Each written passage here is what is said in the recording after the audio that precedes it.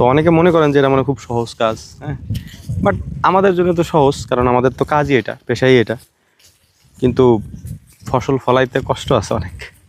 এইটা দেখেন, এই যে এই পেঁয়াজটা দেখেন, এখানে তিনটা হয়েছে। হ্যাঁ, একটা দুইটা তিনটা, মানে একটা পেঁয়াজ থেকে তিনটা পেঁয়াজ হয়েছে। এইটা হচ্ছে মূলত কাটার পরে একেবারে ফ্রেশ পেঁয়াজ, মানে এটা এখন বাজারজাত করা যাবে। বিসমিল্লাহির রহমানির রহিম।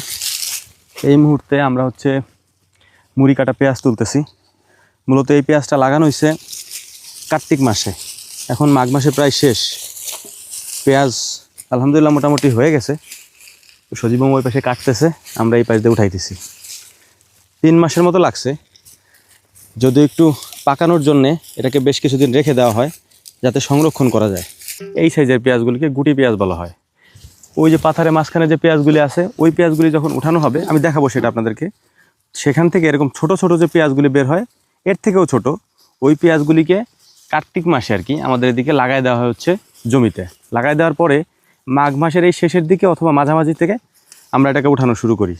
এখন এইটা লাগাইলে কি হয় এটা আমি আপনাদেরকে দেখাই। আমরা পেঁয়াজই লাগাই, ধরেন এরকম ছোটো সাইজের যে পেঁয়াজগুলো থাকে সেগুলো লাগাই দিই। লাগাই দেওয়ার পরে ওই একটা পেঁয়াজ থেকে এরকম 3-4টা পেঁয়াজ হয়। যেমন ধরেন এই যে 2টা হয়েছে, এইটা দেখেন, এই পেঁয়াজটা দেখেন, এখানে 3টা হয়েছে। হ্যাঁ, 1 2 3টা, মানে একটা পেঁয়াজ থেকে 3টা পেঁয়াজ হয়েছে। এই যে একটা দেখেন, এই পেঁয়াজটা দেখেন, যদিও ছোট, বাট ফলন ভালো হইলে আরও ভালো হইতো আলহামদুলিল্লাহ। তো এখানে কটা হয়েছে? 1 2 3 4 5টা, এটার মধ্যে হয়েছে 5টা। হ্যাঁ, মুড়ি কাটা পেঁয়াজটা হচ্ছে এরকম যে একটা লাগাইলে 4-5টা হয় আর কি। একটার পাশ দিয়ে আরও 4-5টা হয়। যেমন এই যে একটা দেখাই, এই যে দেখেন, একটা লাগাইছে, এখানে হয়েছে 3টা। হ্যাঁ, এরকম। এইটাই মূলত হচ্ছে মুড়ি কাটা পেঁয়াজের বৈশিষ্ট্য। এখন যেহেতু আমরা এই মুড়ি কাটা পেঁয়াজটা এখান থেকে তুলে ফেলতেছি, তুলে ফেলার পরে এই জমিটা খালি হয়ে যাবে। এই জমিতে অন্য কিছু চাষ করার মতো এখন আর নাই। এর কারণ হচ্ছে ফসল যা চাষ করার তা হয়ে গেছে চাষ করা, আর কিছুদিন পরে সেগুলো উঠানো শুরু হবে। যে কারণে এখন এখানে কি চাষ করা হবে, কারণ জমি তো খালি রাখা যাবে না। সাধারণত আমাদের দিকে জমি খালি থাকে না। এইখানে মূলত এখন সবজি চাষ করা হবে। এখানে মনে হয় লাল শাক বোনাবেন না মামা? লাল শাক বুনে দেওয়া হবে এখানে।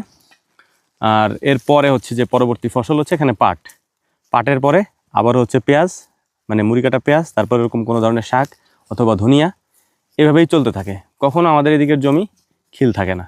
তো চলেন আমি আপনাদেরকে একটা জিনিস দেখাই এখন, সেটা হচ্ছে যে আমাদের যে অরিজিনাল পেঁয়াজ বা মূল পেঁয়াজ যেখান থেকে এই গুটিটা হয়, সেটা আপনাদেরকে দেখানোর চেষ্টা করি।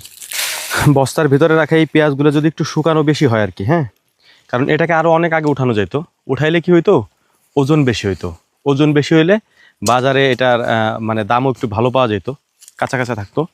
কিন্তু এক্ষেত্রে গৃহস্থ যে আর কি, সেটাকে সংরক্ষণ করতে পারতো না বেশি দিন পর্যন্ত, চাঙে অথবা বাড়িতে সংরক্ষণ করে রাখা যেত না। যে কারণে এটাকে হচ্ছে কেটে ফেলতে হয় পরে। মানে যদি সংরক্ষণ করতে হয় তাহলে হচ্ছে যে একটু পরে উঠাইতে হয়, আর যদি কেউ সংরক্ষণ না করে সেক্ষেত্রে হচ্ছে যে একটু কাঁচা কাঁচা থাকতে উঠায় ফেলা যায় আর কি। এইটা হচ্ছে মূলত কাটার পরে একেবারে ফ্রেশ পেঁয়াজ, মানে এটা এখন বাজারজাত করা যাবে। কিন্তু এটাকে করার জন্যে আমাদেরকে কয়েকটা প্রসেস অবলম্বন করতে হয়। প্রথমে হচ্ছে যে জমি থেকে এই পেঁয়াজটাকে উঠায় নেওয়া হয়, তারপর হচ্ছে এটাকে বাড়িতে নেওয়ার পরে এরকম করে কাটা হয় আর কি।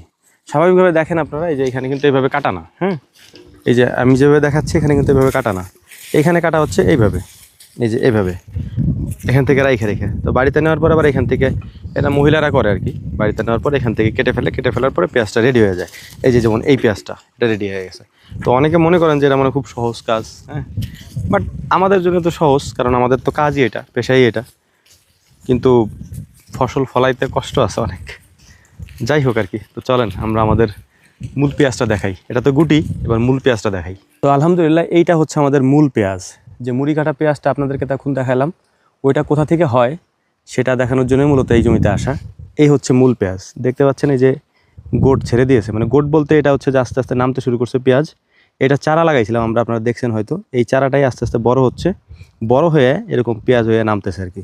তো এটা যেহেতু কয়েকদিন আগেই লাগানো হয়েছে, হয়তো রোজার শেষের দিকে আমাদের এই পেঁয়াজ উঠাইতে হইতে পারে।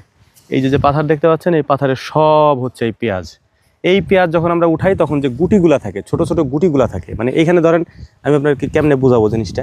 এই যেমন ধরেন এই যে ছোট ছোট পেঁয়াজ, এই যে একটা পেঁয়াজ আছে ধরেন, হ্যাঁ, এই যে একটা পেঁয়াজ আছে না, এই পেঁয়াজটা গুটি হবে, মানে ছোট হবে, এই যে এতটুকু একটু হবে আর কি। তো ওইটাই মূলত হচ্ছে পরবর্তীতে কার্তিক মাসে যখন এখান থেকে পানি নেমে যায়, তখন জমি চাষ দিয়ে ওই পেঁয়াজটাই লাগাই দেওয়া হয়। ওই লাগাই দিলে ওই একটা পেঁয়াজ থেকে 4-5টা পেঁয়াজ হয়, ওইটাই মূলত লাভ আর কি।